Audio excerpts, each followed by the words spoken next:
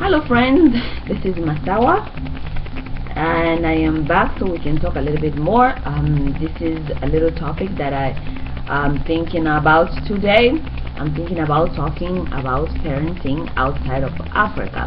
Why am I thinking about that? Because sometimes last week I posted a video on my Facebook wall where there was a young 20 years old boy who was shot in Canada, and I thought about like raising this particular point because it is something that we as African people in general are facing in our communities, where people come here with their children and children end up by being lost, being killed, or being for example being arrested.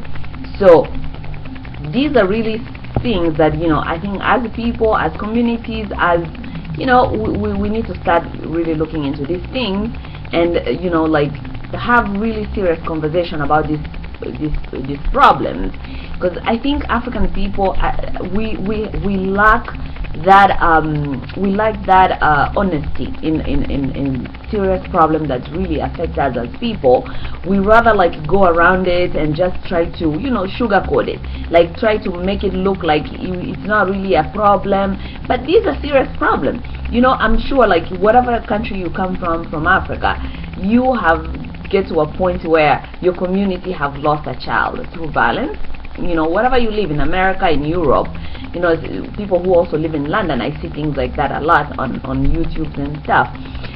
So we shouldn't be in denial like these are not problems. These are problems. These are serious problems.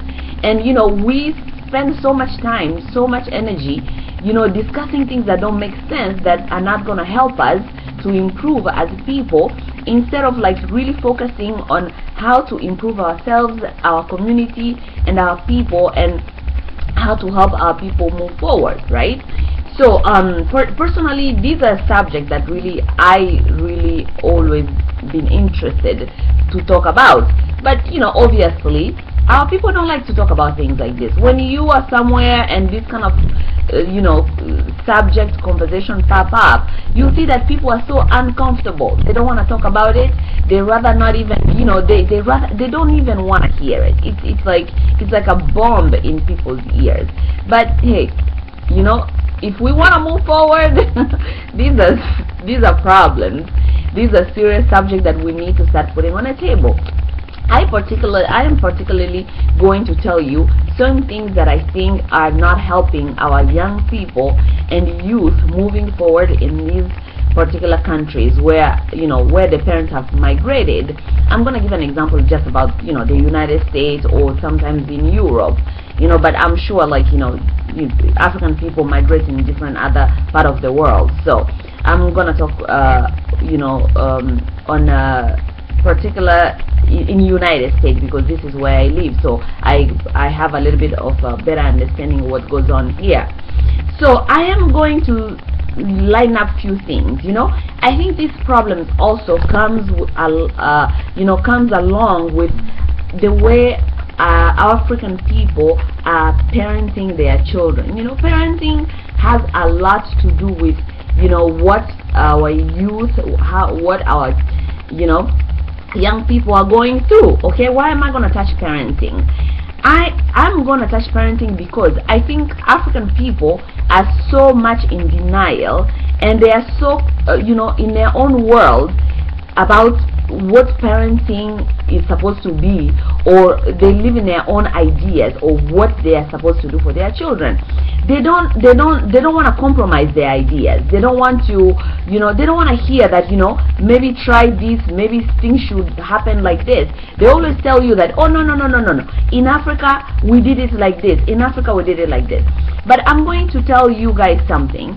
You people who are very close-minded, you are your children's problem, because you cannot be raising a child, particularly in a country where culture is totally different from where you come from, and think that you are going to impose this child your ways of living, like your ways of thinking, how you did it and people did it in Africa. Remember, this child is living in a different society, different culture.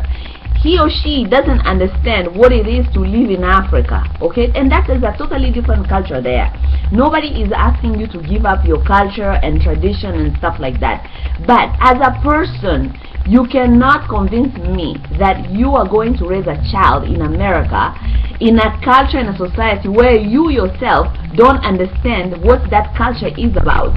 How are you going to help your child challenges? How are you going to help your child, move forward? How are you going to help your child understand certain things in a society where you yourself have blocked everything? You believe that, okay, this society right here is so terrible, there's nothing American can teach me that I can teach my child. But your child lives in America. Your child goes to school in America. Your child has American friends. So it's so irrelevant for you to believe that you cannot teach your child according to what you understand from America. So when you don't understand America or where you live, that is already a problem, because there's no way you're going to help your child overcome challenges that comes along with that particular society and that particular culture. So that's just a point I wanted to raise up there. African people, you need to get out of your own mentalities and try to understand how other people live, what makes them live like that, and understand, beyond your, try to understand the world beyond your four walls, what you have set to limit your self-understanding, okay? I'm going to raise another point that I think is the conflict of generational conflict, okay?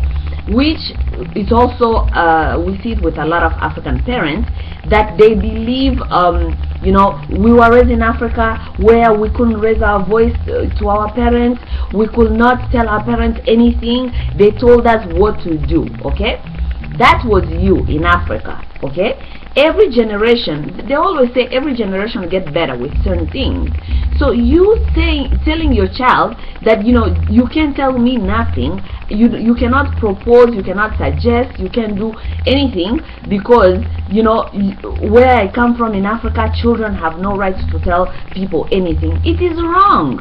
It is absolutely wrong. First of all, it is very bad parenting when a parent disregards their child's opinion. It is very bad parenting when a parent disregards their child's emotions. You disregard their you disregard their concern, you disregard their problems. That already is a problem. As a parent in a culture, in a society where you live and you don't understand certain things, it is very important for you to lay that, what they call it, a ground of you as a parent. Actually, it's your responsibility to lay that ground of communication, of a comfort zone for your child to be able to come to talk to you about anything, anytime. Don't be judgmental, don't judge them like, oh, that is so stupid. African parents, they like to say things like that. Why would you think something like that? It is a very stupid, you are a silly girl, you are a stupid boy, better, all that kind of stuff. You can't do that. When you do stuff like that to your own children, you push them away. Then they are not able to talk to you, because you are always criticizing them. You are always saying something that is not very nice, very negative, and they have difficulty discussing things with you, because they think that you always think they are stupid and silly.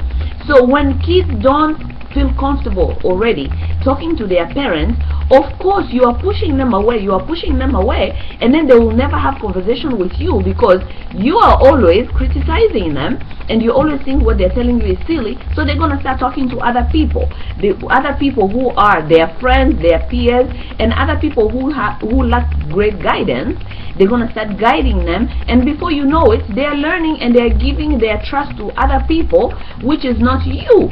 You see, this is the problem, serious problem that we as people are facing here in America. Also, another thing also that I wanted to raise, actually, is also about parents who you know, they know they are facing problems, they know they are facing challenges with their kids. Instead of seeking for help, right, they go hide themselves in prayers, in churches, you know, thinking that God is going to do it all. And then they say that, oh, I leave it all in the hands of God. My friends, you cannot leave your child's problems and challenges that you face every day in the hand of God. Guess what? If you wanted to leave that in the hand of God, God wouldn't have given you these children.